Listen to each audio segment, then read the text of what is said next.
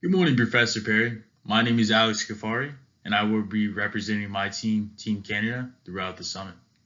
So the topic of today is a cybersecurity risk assessment. And in the next slide, we will be going over the agenda. So the agenda of today will consist of what is a risk assessment. So we will be going over the methodology to perform a risk assessment. What is a risk assessment? And what framework and what standard do we follow? And next, we will be going over the attack vectors, which are specific to the risk assessment, and what are the emerging threats that are specific to our organization. What are the critical threats for the risk assessment to analyze further? And next, we will be going over the vulnerabilities which we have analyzed, as well as we do have a more specific analysis, which we do have a report, which will be included in the final report as well. Next, we'll be going over authentication, authorization, and access controls. So specifically what this is we will be going over what controls do we have in place to mitigate the risk of what we found further in the risk assessment. Then we will be going over the security standards and the frameworks that you can follow to successfully perform a risk assessment and what we use to perform one.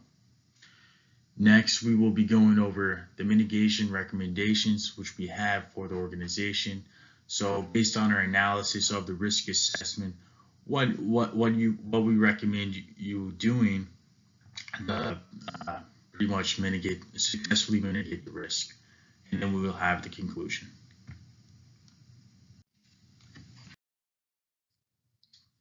So risk assessment. So what is risk assessment? Risk assessments address the potential adverse impacts to organization, operations, assets, individuals, and organizations.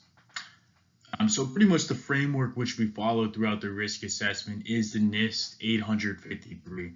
And I will explain this standard a little farther throughout the presentation when we go over our standards and policies. So this is the methodology we follow. So it goes in 6 different steps, right? First off, you categorize, select, implement, assess, authorize. Then, of course, after you do all this, you will monitor the risk.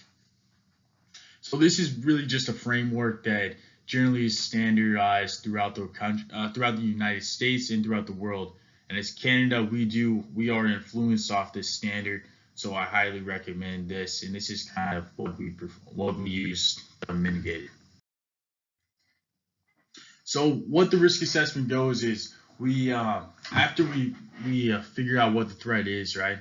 We go in here and we assess it for the likelihood and the impact level of what we approximate the risk will be. So this will be based off high, medium, and low. So you can look at our results a little farther in the matrix which we developed and attached.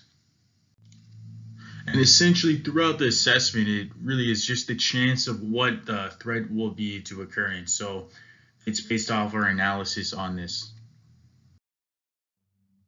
Next, we will be going over the attack vectors and what are the attacks and threats specific to our organization. So our attack vectors include of spear phishing, which this essentially is telecommunication software and human factors which go into this process, and a compromised employee, which really just an insider threat. It mainly is generally the highest risk of really any organization. Third-party system package. So this goes into what are our third-party threats and how we what exactly can we do to mitigate this.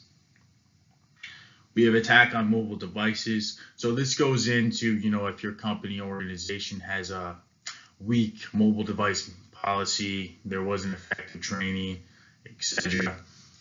And lastly, we have target attacks on user networks. So this includes operating systems, software, and telecommunication systems. So if you look at the slide currently right now, so this is put together in our analysis of the attack vectors, and exactly, we kind of built the framework around helping you visualize exactly how all this plays into the big picture here, right? The global summit. And if you'd like to view this farther, please view our report, the attack vectors analysis. So next, we have vulnerabilities.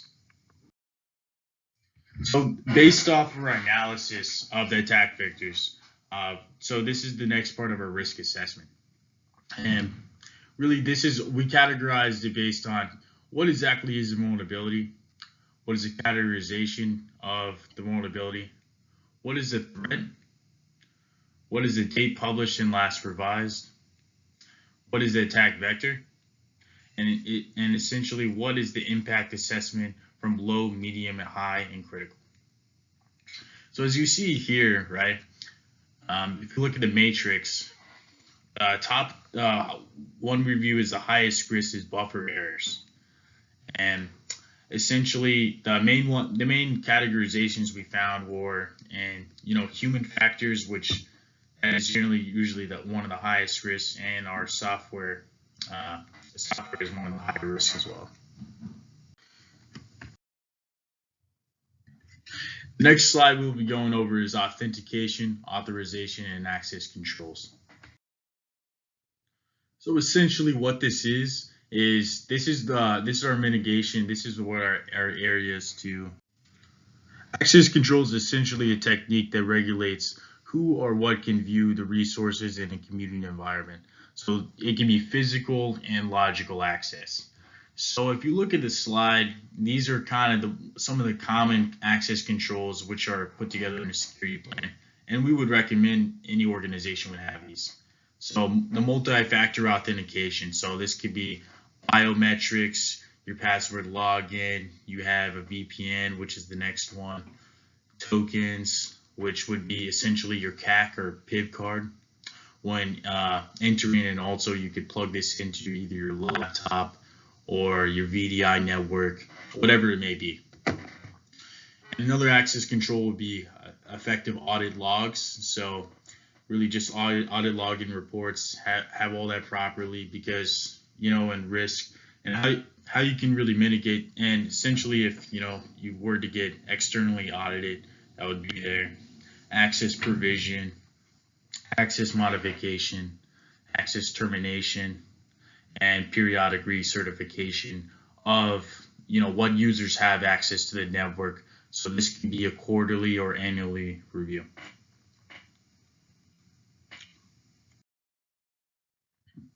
So next in our presentation will be what are the security standards and which ones should we follow.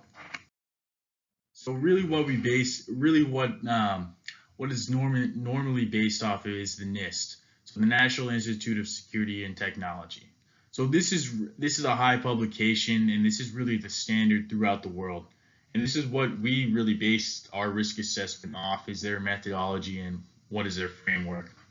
So from a Canada's perspective, we were also looking at the Public Safety of Canada and their National Security Strategy of Canada's Vision for Security and Prosperity in the Digital Age. We're also looking at FISMA, which is the Federal Information Security Act of 2002. We're looking at NATO, the Cooperative Cyber Defense Center of Excellence. We're looking at International Organization for Standardization. And we're looking at the baseline security requirements for network security zones in the Government of Canada. So lastly, we will be going over what recommendations do we have based on our cybersecurity risk assessment analysis. So our first recommendation would be you should update your current policy or create relevant policies, procedures, and guidelines following relevant security standards. So really, this is the basic thing. You really should have the design in place, right? And then you should have your employees then follow the policies you create, and you should continuously train them on the new policies, new standards that you create, and have them aware of what should everyone follow? What's the procedure for this? And we recommend you should have periodic reassessments of the test of design and test of operating effectiveness of the updated policies and procedures. So really, this goes back into place of external audit. So any organization should have a strong test of design, which is really your policies, right? And then you got to see if your organization is then following these policies that you create, because what's the point of a policy if it's not actually going into the operation?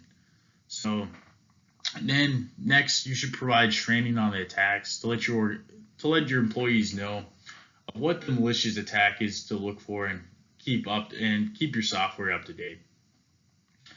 Next, you should provide training on safe browsing. So countermeasures should also be implemented at the application level, which is your browser, through scripting controls made available in the browser. So scripting controls would allow the ability to define policies to restrict code execution.